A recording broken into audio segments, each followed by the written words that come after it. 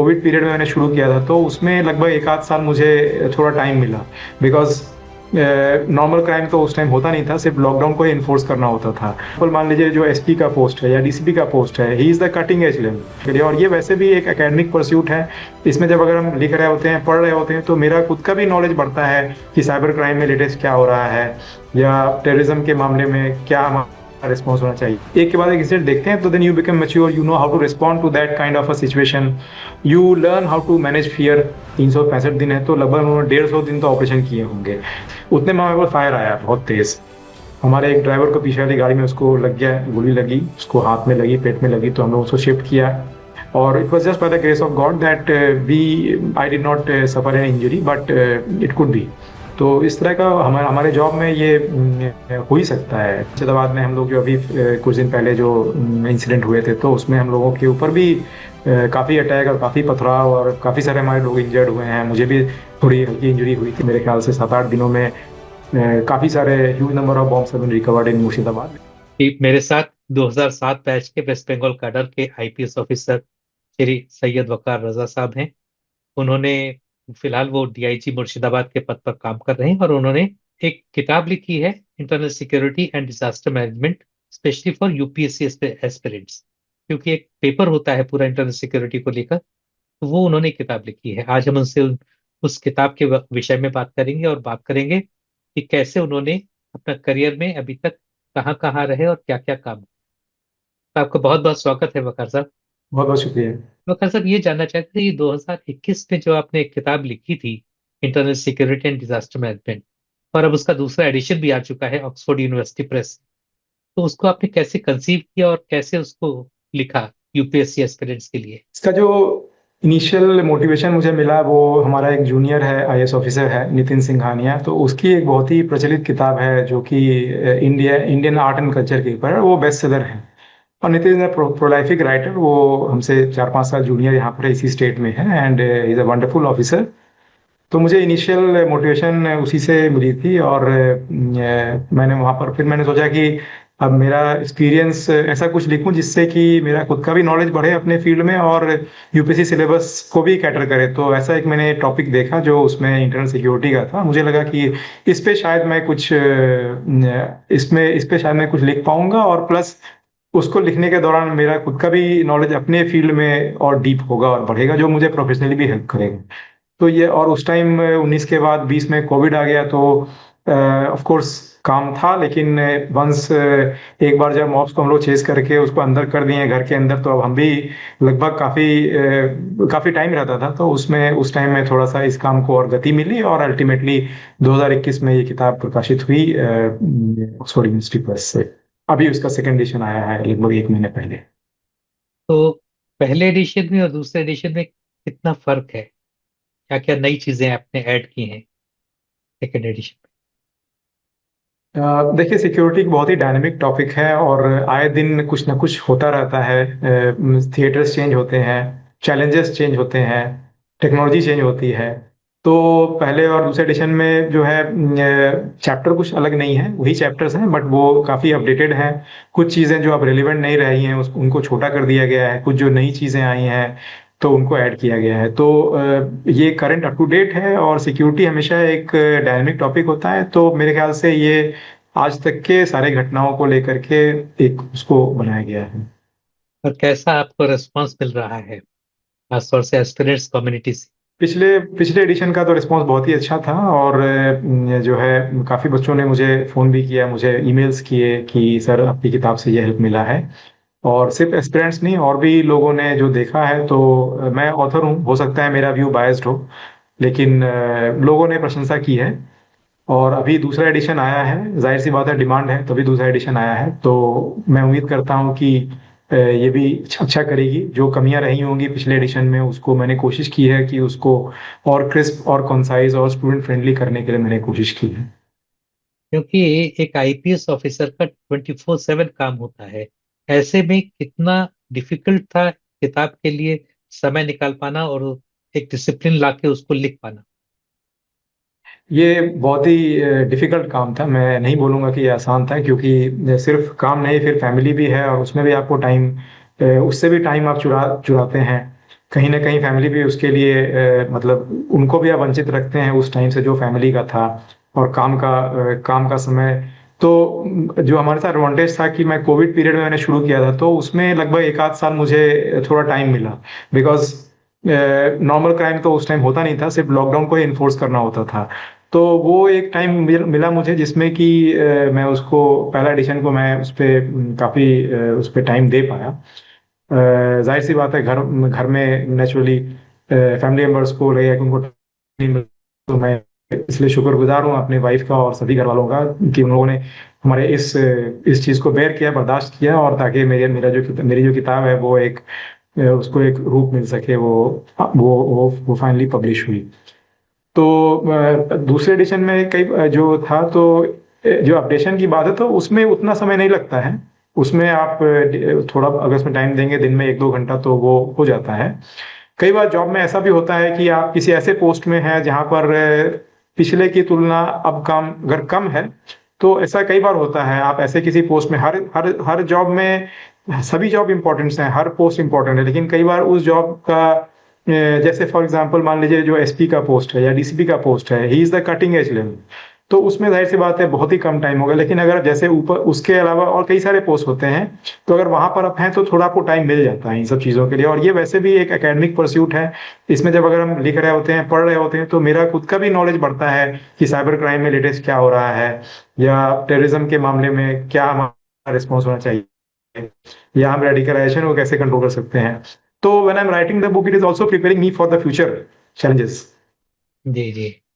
और अब इसमें हम जानना चाहेंगे आपके अपने करियर के बारे में। जब आपने 2007 में ज्वाइन किया वेस्ट बंगाल, तो मेरे ख्याल से आपका जो सबसे पहली पोस्टिंग थी वो झारग्राम में थी, तो जो अपने आप जी में बहुत ज्यादा नक्सल और माओइस्ट अफेक्टेड एरिया था। तो वहां पे किस तरीके से जी। आपने खुद को प्रिपेयर किया, और कैसे क्या क्या चैलेंजेस आए आपके सामने? फर्स्ट पोस्टिंग 2007 में, सात में हमने ट्रेनिंग किया है, और 2009 9 में मैं पहली बार जब झारग्राम गया, पहली पोस्टिंग, तो इनिशियली काफ़ी सुना था नाम कि पश्चिम मिदनापुर है और बहुत वहाँ पर माओइस्ट है, नक्सलियत। तब तो हम बहुत यंग भी थे और कुछ पता भी नहीं था कि क्या होता है, बस टीवी और पेपर में जो पढ़ते थे आप लोग के माध्यम से, उतना ही हमारा नॉलेज था। तो जब हम वहाँ पे ज्वाइन किए, इट वॉज 5 अक्टूबर 2009। जी और मुझे अभी भी याद है, जो मैं गया वहाँ पर, कॉल किया अपने एसपी साहब को, उन्होंने कुछ मुझे गाइड किया और बोला ओके ऑल द बेस्ट। तो मैं जाके ज्वाइन किया वहाँ पर, 10-15 दिन हो गए, और मुझे लगा ठीक ही है, यहाँ तो कोई प्रॉब्लम नहीं है। लोग वैसे ही बोल रहे थे खामखा कि बहुत ज़्यादा इश्यूज हैं, प्रॉब्लम है, तो मुझे I was feeling slightly okay, I was starting to जी फील ओके। और सिर्फ 15 दिन हुए थे, और दिस वॉज 15 दिन हुए थे, और 20 बीस 20 अक्टूबर 2009 सडनली मैं अपने ऑफिस में बैठा था और मुझे खबर आता है कि हमारा एक संक्राइल थाना अटैक हो गया है, और उसमें 2 लोगों को माओस ने मार दिया है और थाना को लूट लिया है, और पास में एक बैंक का ही ब्रांच था, तो उसको एसबीआई का, तो उसको भी लूट लिया है, प्लस उसी को किडनैप कर लिया है। तो दिस बिग इंसिडेंट हैपेंड। तो उसके बाद फिर एक के बाद इंसिडेंट्स जो है, तो आप कई बार क्या होता है कि आप शुरू में समझ नहीं पाते हैं, फिर आप जब एक एक के बाद एक इंसिडेंट देखते हैं, तो then you become mature, you know how to respond to that kind of a situation, you learn how to manage fear, and that of course makes you stronger for the long run. तो मुझे लगता है कि पहली posting ने मुझे ज़रूर help किया है in terms of understanding insurgency first hand, LWE कैसे क्या होता है, कैसे होता है, जब क्राइसिस में कैसे रिस्पॉन्ड करना चाहिए। इन सब चीज़ों में मुझे मुझे लगता है कि पहले पोस्ट से मुझे काफ़ी कुछ सीखने को मिला है। उसके बाद मैं कई और जगह पे रहा। मैं बांकुड़ा में रहा एज एडिशनल एसपी, मैं सिलीगुड़ी में रहा एज एडिशनल एसपी। मैंने सीआईडी में 2 टर्म काम किया है एज एज एज एसपी। इसके अलावा मैं कलकत्ता पुलिस में I was there for 7-8 years as joint chief, as DCP port division and DCP south western division, also as joint CP organisation and joint CP crime. तो ये काफ़ी सारी जगह मैंने काम किया है, और अभी मैं डीआईजी मुर्शिदाबाद के पद पे तैनात हूँ। तो इतने लंबे करियर में आपको सबसे चैलेंजिंग, सबसे डिफिकल्ट कौन सी पोस्ट लगी थी और क्यों? देखिए, अगर फिजिकल टर्म से बोलेंगे तो जो पहली पोस्ट थी वो सबसे चैलेंजिंग थी फिजिकल टर्म्स में, इन द सेंस कि आए दिन ऑलमोस्ट साल में अगर 300 दिन है या 350 दिन, 365 दिन है, तो लगभग उन्होंने 150 दिन तो ऑपरेशन किए होंगे। तो बस रूटीन यही था कि रात में जाना है, गांव में पहुंचना है, उसको उसको कॉर्डन सर्च ऑपरेशन करना है। उसमें कभी कभार फायरिंग का भी, फायर एक्सचेंज भी हो जाता था, कभी कुछ सक्सेस भी मिलता था, कभी कुछ हम लोग का लॉस भी होता था। तो ये आए दिन का वहाँ काम था। तो और इसमें काफी चलना पड़ता था जंगल में, तो physically it was very demanding and challenging. अगर मेंटली चैलेंजिंग देखें तो जो एसपी का पोस्ट होता है वो काफी डिमांडिंग होता है, इन टर्म्स की लॉट ऑफ प्रेशर होता है उस पोस्ट पे, वो एक चैलेंज था। अभी अगर डीआईजी में देखेंगे तो ये जो रिसेंट मुर्शिदाबाद में घटनाएं हुई थी, कम्युनल इंसिडेंट्स हुए थे, तो उसमें भी हम लोगों को कुछ दिनों तक, एटलीस्ट 7-8 दिनों तक हम लोगों को काफी मेहनत करना पड़ा। फिजिकली डिमांडिंग सिचुएशन था। जो इनिशियल राइट था उसको टैकल करना, प्लस उसके बाद जो आफ्टर मैथ था उसका, उसको टैकल करने में हम लोगों को मेरे ख्याल से 7-8 दिन, 10 दिन तो हम लोगों को ना खाए पिए या बहुत कम खाए पिए ही रहना पड़ा होगा। उस टाइप का सिचुएशन था, but then things have improve to a large extent now. अभी सिचुएशन नॉर्मल है वहां पर। इसमें कभी आपको ऐसा भी हुआ कि फिजिकल हार्म का आपको अ, अंदेशा लगा हो कि सब you could be physically harmed और your life came under grave danger? बिल्कुल, ऐसा कई बार हुआ है। इनफैक्ट मैंने आपको थोड़ी देर पहले बताया, 20 अक्टूबर 2009, और जी। उसके ठीक 7 या 8 दिन बाद, मेरे ख्याल से 27 या 28 अक्टूबर 2009, मैं मुझे ज्वाइन किए हुए 15+5 20 दिन, उस 15+7 20 या 22 दिन हुए थे ज्वाइन किए हुए। और उस दिन झारग्राम में मैं वहां पर था, और एक राजधानी एक्सप्रेस को हाईजैक कर लिया माओइस्ट ने बांसतला स्टेशन पे। हम्म। और उसमें जाहिर सी बात है, मैं वहां पर था, तो मुझे मेरे एसपी साहब ने बोला कि आप जाइए वहां पर और उसको ये कीजिए, और बाकी फोर्सेज और तरफ से आ रही थी। जब हम लोग आगे बढ़े, वो कच्चा रास्ता था स्टेशन के, मुझे आइडिया नहीं था उस टाइम, जीपीएस भी नहीं हुआ करता था, सिर्फ मैप्स होते थे, और उस टाइम मैप भी नहीं था हमारे पास। तो we did not have any idea कि किधर वो स्टेशन है। बस एक कच्चा रास्ता है और दूर में दिख रहा है कुछ कुछ एक ट्रेन की पटरी दिख रही है, तो हम उसको देख के पैरेलल चल रहे थे कि आगे इसी के साथ पहुंच जाएंगे वहां पर। सामने कुछ कटे हुए पेड़ दिखे, और उसको हम लोग हटाया, फिर जा करके रोड ब्लॉक किया हुआ था, वो कच्चा रास्ता था। सडनली बर्स्ट ऑफ फायर आया हम लोगों के ऊपर। हम लोगों को एक लैंडमाइन मिला वहां पर, तो लैंडमाइन वो जैसे निकाल रहे थे उसको जमीन से खोद के, उसको बर्स्ट नहीं हुआ, उतने में हमारे पास फायर आया बहुत तेज। हमारे एक ड्राइवर को पीछे वाली गाड़ी में उसको लग गया, गोली लगी उसको, हाथ में लगी, पेट में लगी, तो हम लोग उसको शिफ्ट किया। और it was just by the grace of God that we I did not suffer an injury, but it could be. तो इस तरह के कई सारे सिचुएशन हमने देखा है झारग्राम में। एज एएसपी कई सारे हम लोग एक्सचेंज ऑफ फायर में, तो हम लोग वी हैव बीन, कई बार एक्सचेंज ऑफ फायर हुआ है। तो उस is just matter of luck कि आपको इंजरी नहीं हुआ है, नहीं तो इंजरी हो ही सकती है।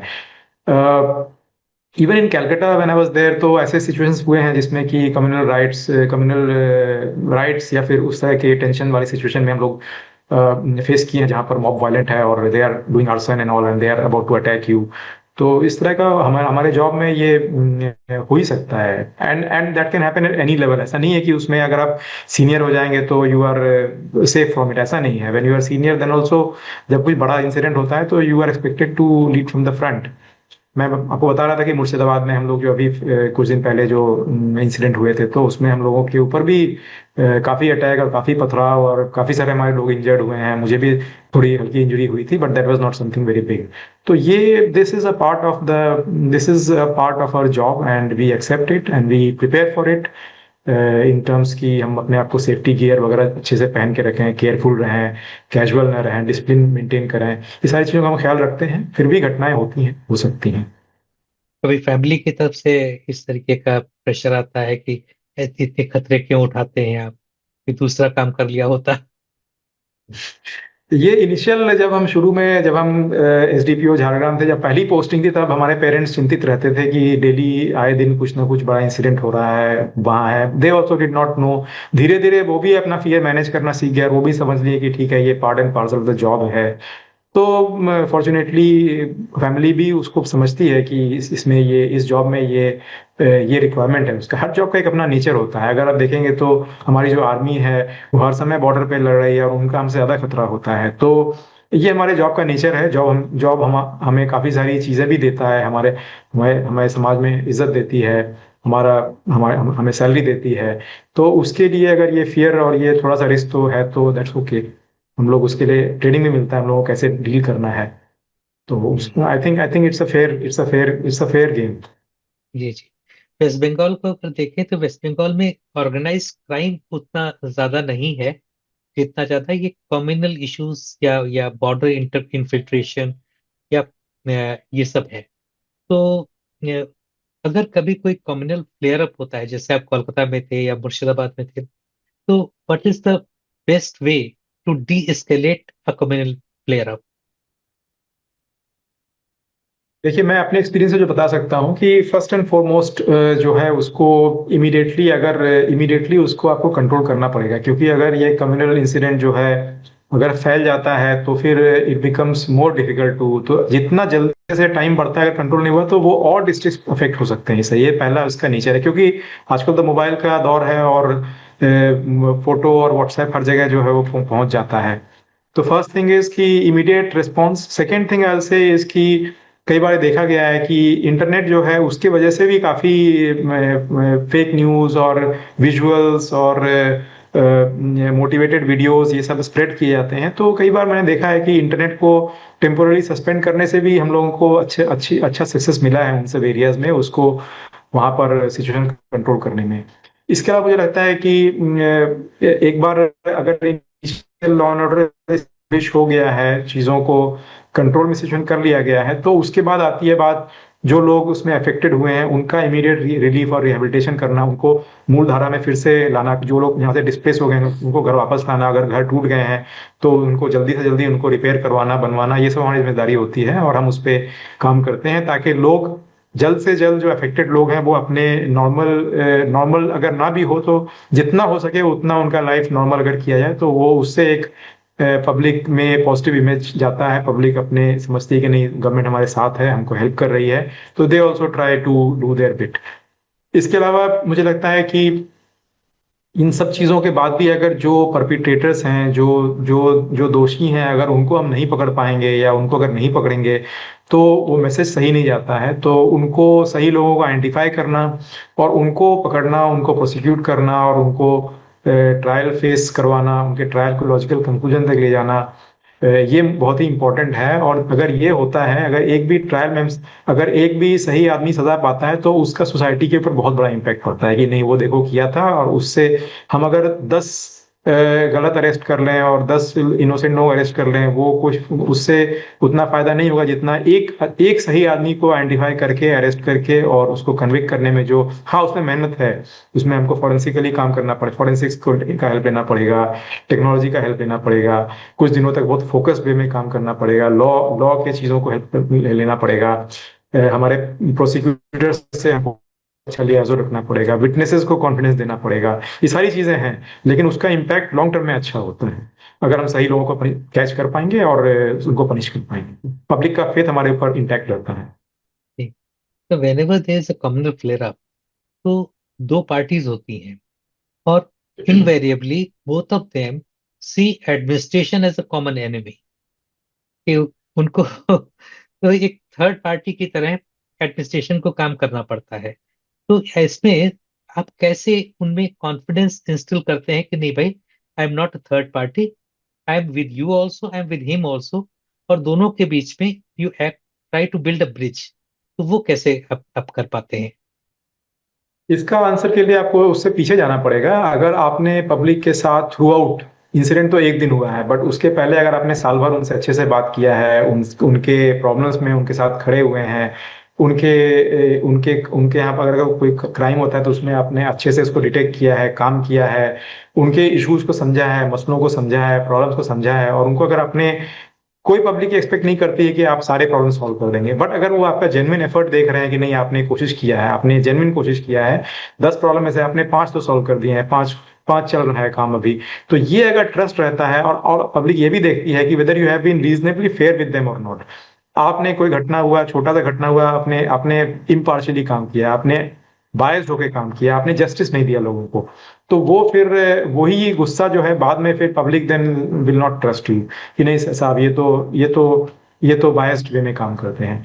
तो उसका बैकग्राउंड उसके पीछे जाता है। हम घटना के दिन नहीं बोल सकते हैं कि आप मुझे विश्वास कीजिए, ऑफ कोर्स बोलना ही पड़ेगा, लेकिन उसका मुझे और हमारे फोर्स को और हमारे ऑर्गेनाइजेशन को लगातार इस चीज़ों पे हम लोग काम करते रहते हैं कि पब्लिक के लिए, पब्लिक से अच्छा लियाजो, पब्लिक से अच्छा राब्ता कायम करें, उनसे उनके प्रॉब्लम्स को समझें और टाइम रहते हुए उसको सॉल्व करें, ताकि अगर ऐसा कोई घटना हो बाद में जो बड़ा फ्लेयर अप हो, तो उस टाइम में हमारा मॉरल राइट रहे पब्लिक को बोलने का, और पब्लिक उसको सुनेगी अगर उनका विश्वास रहेगा हमारे ऊपर। Of course best. मॉब में कई तरह के लोग होते हैं, कुछ मिसक्रेंट एलिमेंट्स होते हैं जो किसी का बात नहीं सुनेंगे, वो बस दे आर लंपेन एलिमेंट्स, और उनको हम लोग उसी हिसाब से लॉ, एज पर लॉ उनको टैकल करते हैं, अरेस्ट किए किए जाते हैं, और उसमें that's the way to go forward.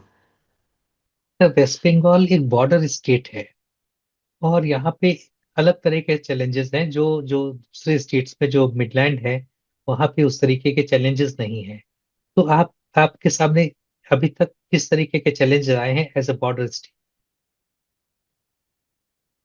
Border में देखिए चैलेंजेस काफ़ी सारे होते हैं, इन टर्म्स ऑफ बॉर्डर में जो है यहाँ पर बॉर्डर रिलेटेड क्राइम्स होते हैं, हीरोइन स्मगलिंग होता है, इसके अलावा कई बार इलीगल इमिग्रेशन का प्रॉब्लम होता है।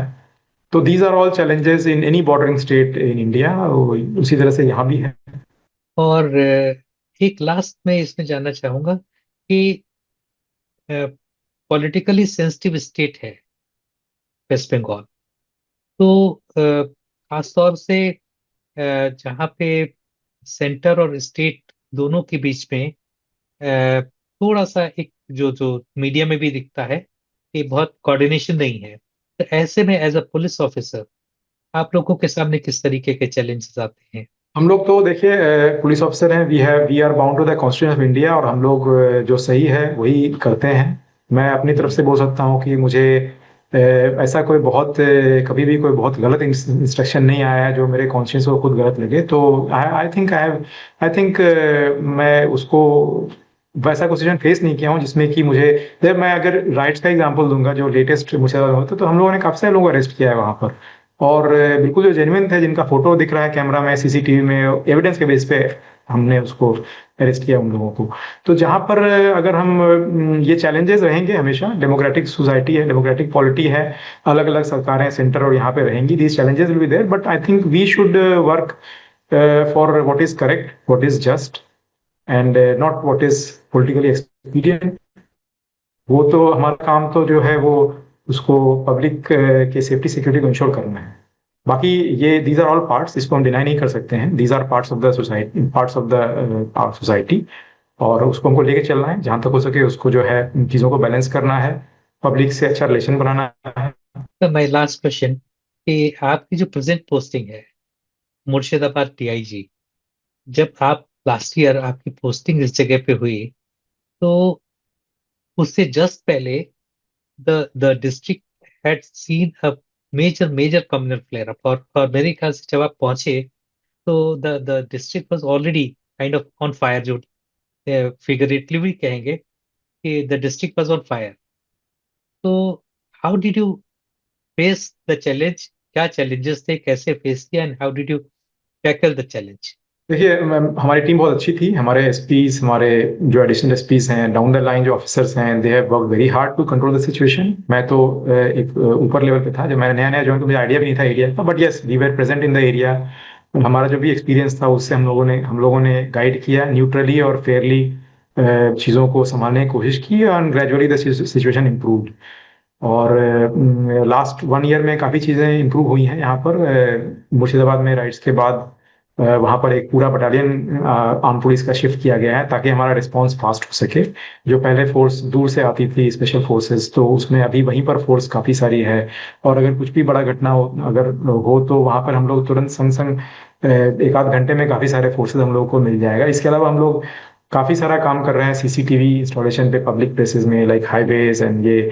तो उस पे काफ़ी हम लोग काम कर रहे हैं। अभी रिसेंट हम लोग क्रूड बॉम्ब्स के ऊपर, रिकवरी के ऊपर बहुत सारा काम कर रहे हैं। लास्ट मेरे ख्याल से 7-8 दिनों में काफ़ी सारे huge number of bombs have been recovered in Murshidabad with the help of public. Public हम लोग उनसे उनसे जाके मिल रहे हैं और वो बोल रहे हैं कि सर यहाँ पर है, वहाँ पर है।